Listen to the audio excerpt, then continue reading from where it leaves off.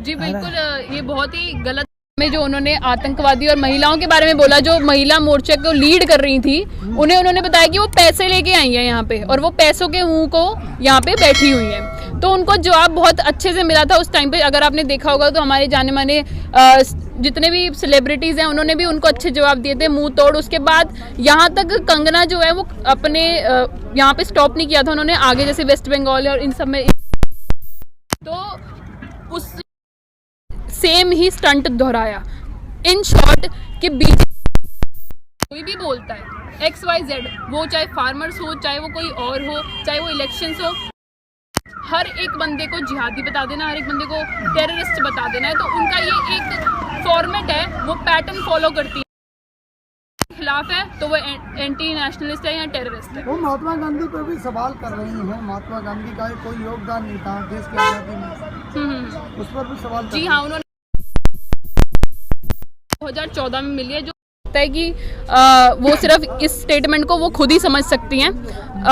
हमें पता है कि आज़ादी लेने के लिए अगर हम शहीदों को पढ़ते हैं, देखते हैं कि क्या हुआ था, और ये भी एक ऐतिहासिक जीत है हमारी आज की। अगर हम देखते हैं कि जो लड़ाइयाँ हैं वो इन स्टेटमेंट्स या इन वर्ड से नहीं जीती जा सकती। अगर हम एक वीडियो बना के ट्विटर पे डाल देते हैं, जी हाँ, किसी की नेगेटिविटी को ऊपर रखते हुए हम बाइट लेके उसके ऊपर पब्लिसिटी स्टंट ले लेते हैं, उससे हम आज़ाद नहीं हो सकते हैं। आज़ाद होने के लिए स्ट्रगल करना पड़ता है, आज़ाद होने के लिए यहाँ ऐसे मोर्चे लगते हैं, आज़ाद होने के लिए लंबी लड़ाइयाँ लड़ी जाती हैं। एक सवाल ये है कि जो पंजाब के एक्टर्स हैं या सिंगर्स हैं जी, उन्होंने बड़ा किया, बॉलीवुड क्यों सपोर्ट में नहीं आया? जी बॉलीवुड, वही तो सबसे बड़ी बात है कि हमने बॉलीवुड में कुछ हम सबकी बात नहीं करते, सारे तो वैसे उनको पता ही नहीं होता देश में चल क्या रहा है। अगर हम देखते हैं मेजॉरिटी में नहीं पता लोगों को कि क्या चल रहा है, उनको कुछ नहीं लेना देना कि क्या बिजली जा रही है, क्या रेट है, क्या प्राइस है, कुछ ऊपर हो गया। ऑफिशियली हम देखें तो ये प्रोटेस्ट सिर्फ दिल्ली बॉर्डर्स पे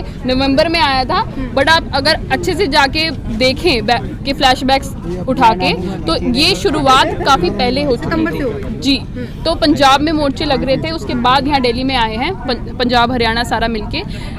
हाँ जी, तो अब हम इसको काफ़ी पॉजिटिव नोट पे देख रहे हैं, क्योंकि हम एक साल से यहाँ पे थे और हम इसी आस में थे, इसी एक्सपेक्टेशन में थे कि पीएम अपनी साइड से कुछ तो बोले, पॉजिटिव बोले, नेगेटिव बोले, कुछ तो बोले। बट हम देख रहे थे कि उनके ट्विटर ब्लैंक है, वो विदेश यात्रा कर रहे थे, वो सारी यात्राएं कर रहे थे और हर एक चीज़ हो रही थी, धूम धमाके आना, हैप्पी बर्थडे विश हो रहे थे सबको, बट ये चीज़ के ऊपर कभी बात नहीं हुई। तो सडनली हाँ जी, गुरपुरब के मौके पर बहुत अच्छी न्यूज़ आई, हम सबको बहुत अच्छा लग रहा है और ये एक मानते हैं कि हमारी जो 50% बैटल है वो हमने जीत ली है।